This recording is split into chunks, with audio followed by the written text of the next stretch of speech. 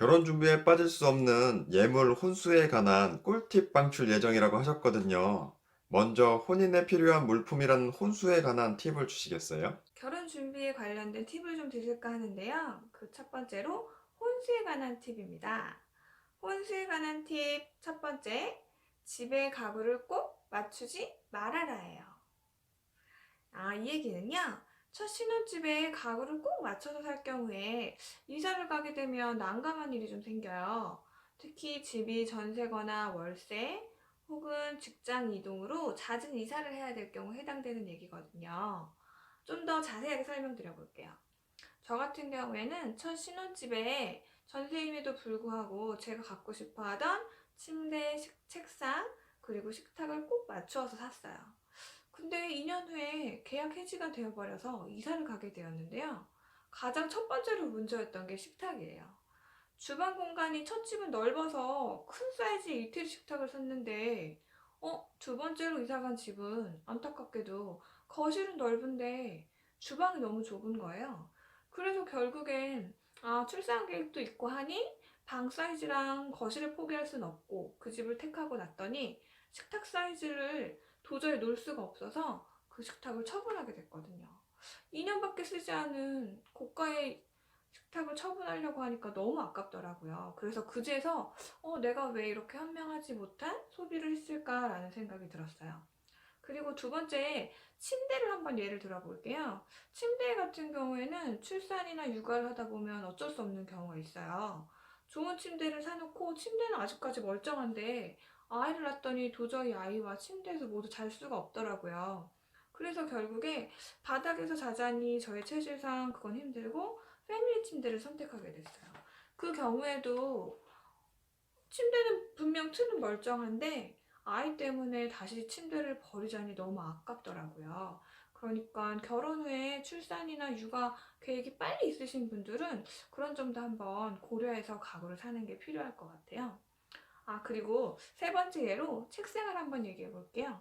이건 저의 경우였는데 남편이 책상에 앉아서 업무를 많이 보는 스타일이라 좀 넉넉한 사이즈의 좋은 책상을 사주고 싶더라고요. 그래서 책상을 구매했는데 아이가 생기면서 평수가 넓은 평형은 아닌데 남편한테 서재 하나를 내주자니 아이의 물건들이 좀 많고 그래서 결국에는 4년쯤 됐을 때 좋은 책상이었는데 불구하고 그냥 중고로 팔게 됐거든요.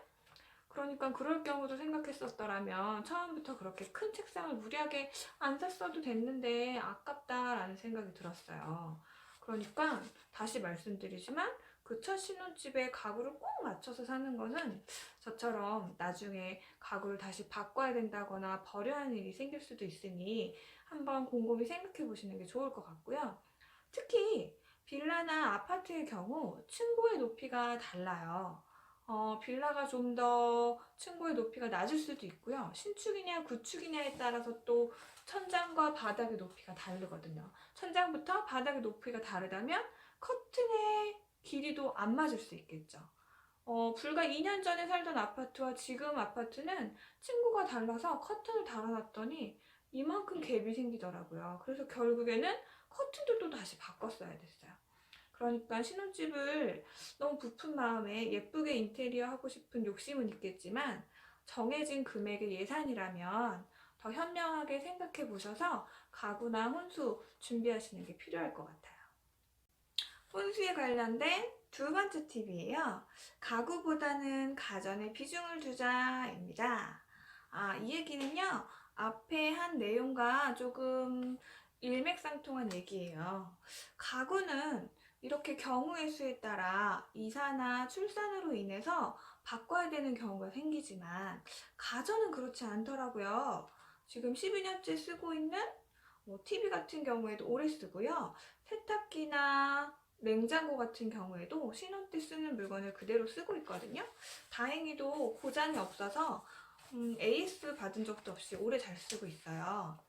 이런 경우에는 가구와 달리 이사를 가더라도 빌라인지 구축 아파트인지 신축 아파트인지에 따라 전혀 상관없이 가전제품의 사이즈가 다 맞는 편이에요. 그래서 에어컨이든 냉장고든 세탁기든 큰 변화 없이 고를 수가 있어요. 그래서 같은 비용의 예산이시라면 가구보다는 가전에 비중을 두어서 지출을 하신다면 후회할 일은 적어도 줄어들 것 같아요.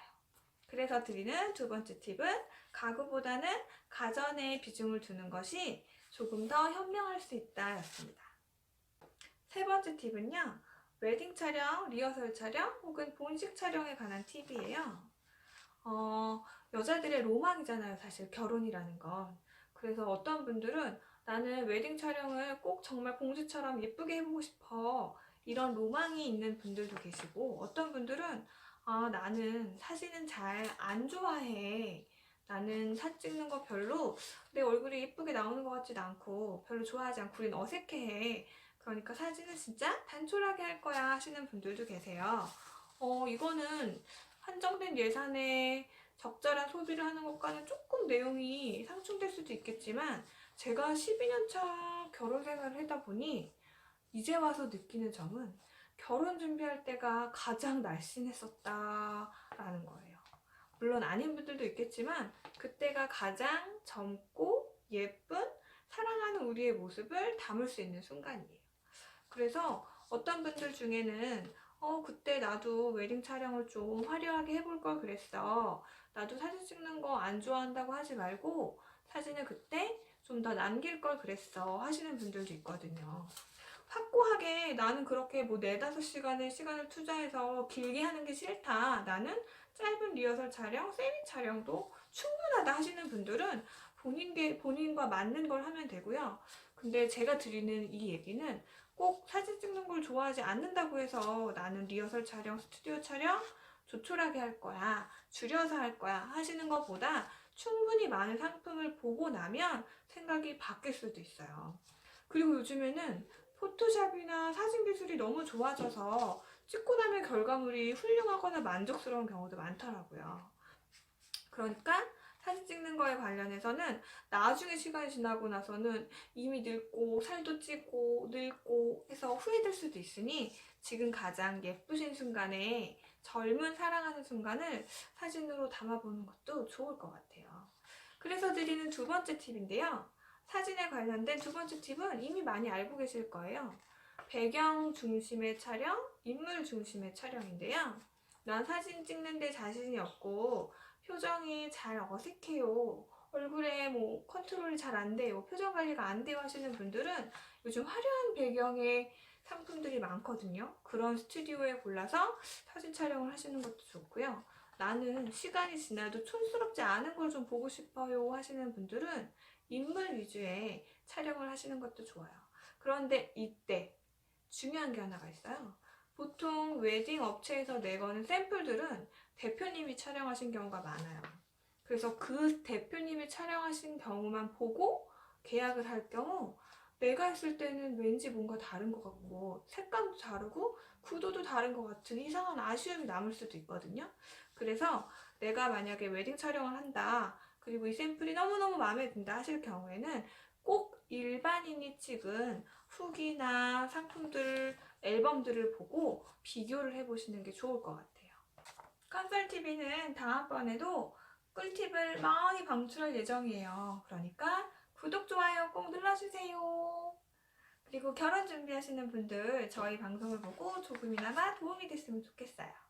행복하세요.